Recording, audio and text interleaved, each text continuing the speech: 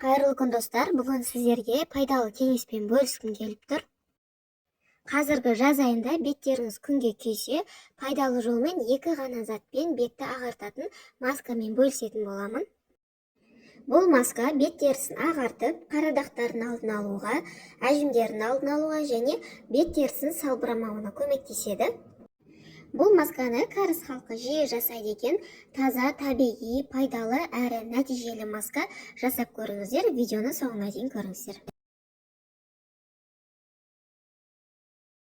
Масканы жасау үшін бізге күріш қажет болады. Күрішті жуып аламыз.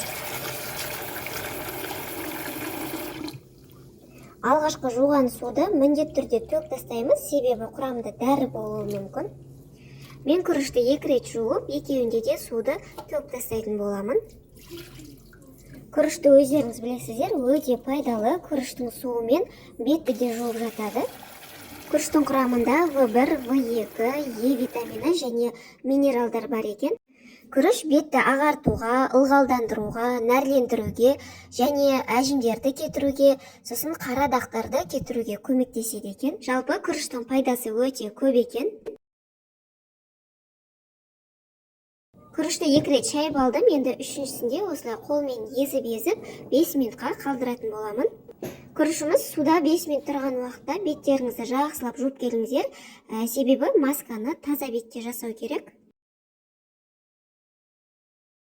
Енді бізге маскаға сүт қажет болады, бірақ шикі сүтті пайдаланамыз.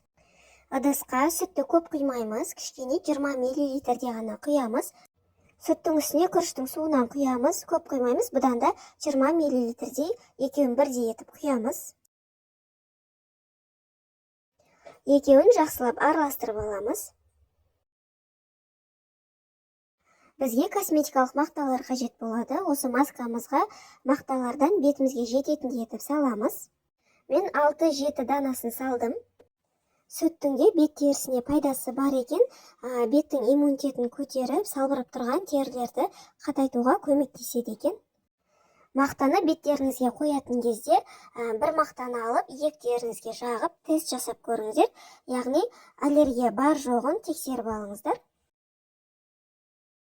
Мақталарды салып шықтым. Енді сүтпен күріштің суы сіңгенше 30 секундтай қалдырамын. Мақтаны осылай суы ағып тұрмасын кішкене ғана сығып, беттеріңізге толық қойып 10-15 минут ұстайсыздар. Бұл маскамен беттеріңізді жусаңыздар да болады, бірақ бетке жөнді сіңбейді. Сол үшін осылай мақтамен бетке қойған дұрыс.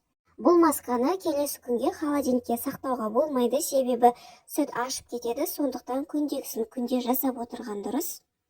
Масканы жасап болған соң беттеріңізді міндетті түрде жуып тастаңыздар, бірақ сабынмен емес, таза сумен жақсылап жуу керек. Бетті жуып, бірден барып жатып қалмаңыздар, міндетті түрде тонер кремдеріңізді жағып жатыңыздар. Маскадан кейін беттеріңізге тонер крем жақпасаңыздар, әжім түсіреді, сондықтан крем жағуды ұмытпаңыздар. Видеом сіздерге пайдалы болса, лайк басып, пікір қалдыра кетіңіздер. Арнама тіркелуді ұмытпаңыздар. Назарларыңызға рахмет, қош сау болыңыздар.